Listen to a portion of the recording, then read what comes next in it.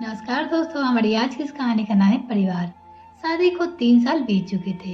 अब अवनी की गोद में एक नन्ही सी परी सितारा खेलती थी। जैसे जैसे वो बड़ी हो रही थी, अवनी दोबारा से नौकरी करने से ख्वाब सजाने लगी।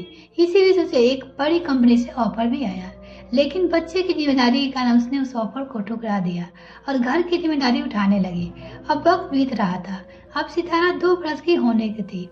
अवनी ने घर में रोजाना होने वाली नोक-झोंक और तकरार से मुक्ति पाने के लिए एक कंपनी में जॉब ज्वाइन ली। अब वो ऑफिस में मसरूफ रहने लगी, हालांकि दिन भर सितारा की यादों में खोई रहती थी। अवनी ने एक दिन अचानक सासू माँ से कहा कि बच्चे की देखभाल के लिए कोई नैनी रख दे क्या। तो फौरन सासू माँ ने यह कहकर चुप करा दिया कि नौकर की जरूरत तो मुझे भी है, तो मेरे लिए भी एक नौकर अपॉइंट कर लो। अब दिन भर ऑफिस में काम करती और फिर घर आकर पहुंचकर बच्चे की देखभाल में जुट जाती। अब सासू माँ का झुकाव धीरे धीरे देवरानी की ओर बढ़ने लगा। अवनी के आने से पहले ही देवरानी और सासू माँ चाय नाश्ता कर लेते थे और उसे पूछने के बजाय यह कहकर वहाँ बैठ जाते थे कि रात होने को है, जरा जल्दी गाया कारा करो। और अपनी रात को खाना बनाने के लिए रसोई में जाती, तो उसने सास देवरानी किसी का भी साथ ना मिल पाता था।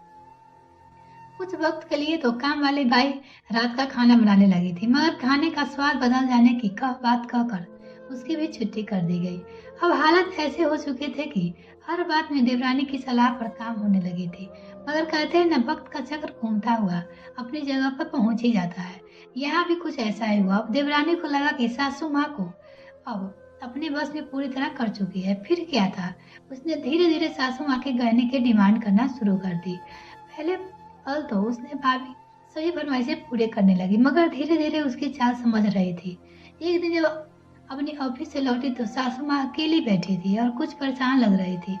जब पूछा तो बोली कि छोटी बहू मुझे मेरी सोने की चेन वापस नहीं लौटा रही है और मुझसे बार बार हीरे के झुमके मांग रही है। अब सासू माँ परेशान देखकर अवनी ने उन्हें समझाया और कहा कि आप इस बारे में देवर जी से बात करो। तभी सासू माँ मुंह से निकाले, तुम्हें तो इस घर में आए 5 बरस हो गए और तुमने तो कुछ भी नहीं मांगे। बहू और इसे देखो, अभी आए कुछ 6 महीने भी नहीं हुए और बात बात पर नई चीजें का डिमांड करती है। अवनी ने उन्हें समझाया और हाथ धोकर रसोई में आ गई। तभी सासू माँ ने फौरन रसोई में आई और कहा, तुम जाओ सितारा के साथ कुछ वक्त बिताओ, आज से रात के खाने छोटी बहू ही बनाएगी। अब कुछ देर बाद पिताजी ऑफिस से लौट आए। उन्होंने आते ही रोज की तरह सितारा को आवाज लगाई और फिर उसने अपनी गोद में बैठा लिया। अब माँ जी की चिंता ज्यों त्यों बनी हुई थी। उन्होंने पिताजी को छोटी बहू की डिमांड बताई और वो छोटी बहू की उसकी चेन उन्हें वापस लेकर दे। अभी ये किस्सा सुलझा ही नहीं था कि छोटी बहू रोते रोते कमरे में आ गई और कहने लगी कि मेरे सोने का नेकलेस टूट गया है, मुझे ठीक करवाना है। अब पिताजी ने उसे चुप कराया और इसे इतवार ज्वेलर के पास चलने के लिए कहा। अब इतवार सुबह छोटी बहू जाने के लिए तैयार थी। हालांकि देवर जी सीधे साधे समझदार इंसान थे। उन्होंने कहा कि नेकलेस माँ को दे दो, वो भाभी के साथ जाकर ठीक करवा लेगी। मगर छोटी बहू कहाँ किसी की सुनती थी। वो खड़े शब्द में बोली, भाभी क्या करेगी जाकर, मैं सोचती हूँ माँ जी के साथ। दादी, शादी के बाद अवनी के लिए बगैर घर में कोई गहना भी नहीं खरीदा जाता। अब अवनी को माँ जी के इशारे को समझाया और छोटी बहू के साथ जाने के लिए कहा, लेकिन पिताजी नहीं माने। अब ज्वेलर के पास पहुंचते उसके पहले टूटा हुआ नेकलेस दिखाया तो उसने बताया कि ये खुद से तोड़ा गया है। मगर छोटी बहू कहाँ किसी की बात मानने वाली थी। उसने मन में तो हीरे के झुमके लेने की लालसा थी। सुनार ने बोला कि ये तो जुड़ जाएगा, मगर कुछ पैसे लेंगे। तभी माँ जी ने कहा कि बहू, तुम्हें हीरे के झुमके लेने थे ना, जो तुम इसके बदले एक चैन और झुमके ले लो। मगर छोटी बहू कहाँ मानने वाली थी। वो सुनार से कहने लगी कि आप इस सेट को बना दो, हम अगले हफ्ते ले जाएंगे और मुझे हीरे के झुमके दिखा दो। अब ये बात माँ और पिताजी थोड़ी अटपटी लगी। उन्होंने कहा कि बहू, अभी तो हमें इतने पैसे नहीं लाए हैं। अब छोटी बहू आग बबूला होकर वहां से चली गई। यह देखकर सुनार भी हैरान था। अब सभी घर वापस लौट आए और परेशान थे। तभी अपनी पिताजी के पास आई और बोली, पिताजी, ये मेरे हीरे के झुमके और ये सोने की चेन है, जो सितारा के जन्म में मुझे मेरी माँ ने दी थी।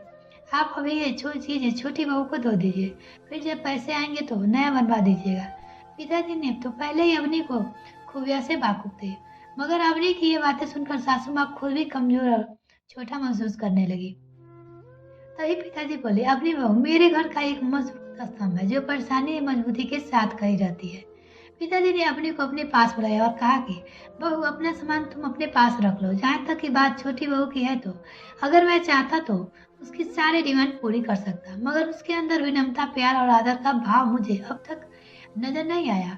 हो सकता है कि वो तुम्हें देखकर बदल जाए, मगर तुम जैसी हो वैसी ही रहना, एक मजबूत स्तंभ की तरह। मिलते हैं फिर नेक्स्ट फ्रेंड, तब तक के लिए bye. Thanks for watching this video.